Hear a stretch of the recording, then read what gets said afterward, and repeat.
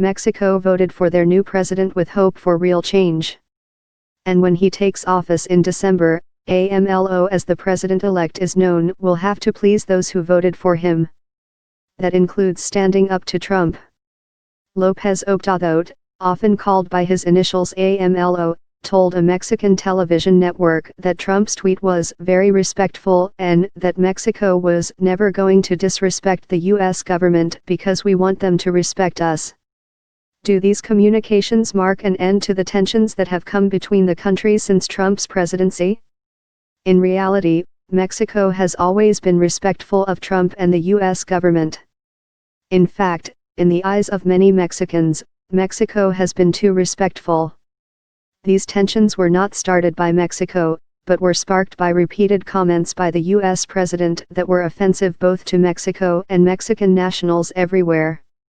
Indeed, AMLO has compared Trump's attacks on Mexicans to the way Hitler and the Nazis talked about Jews and called the American president erratic and arrogant.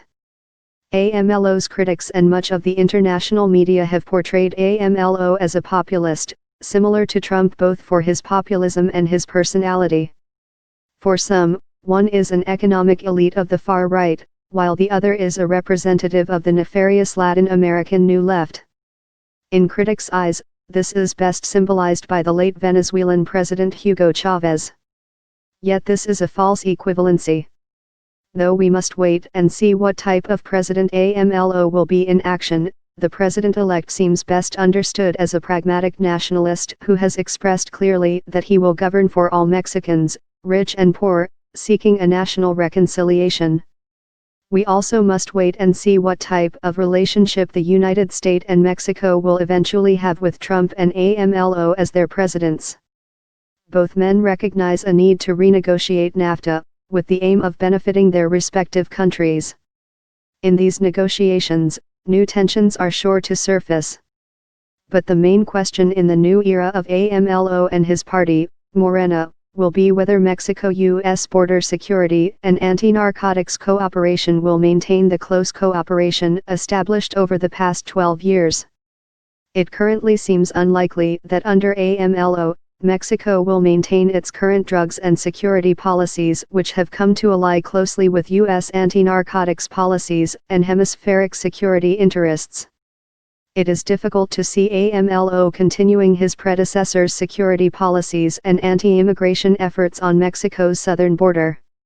It is even harder to see a new version of the Merida Initiative or a Southern Border Plan 2.0. Under AMLO, it seems almost impossible that Mexico will permit the direct operations of U.S. law enforcement agencies in Mexican territory, or allow for the same type of intelligence and information sharing that had come to prevail under the previous PAN and PRI administrations. And what to make of Trump's propensity for erratic behavior in matters involving Mexico? In his quest to please his support base, President Trump will surely still insist on building a wall, persisting in his claims that Mexico will pay for it. A majority of Mexicans seem to have tired of being America's backyard. In the event that President Trump continues his harmful and hurtful rhetoric and policies against Mexico and Mexicans, AMLO will have no choice but to take a strong stance.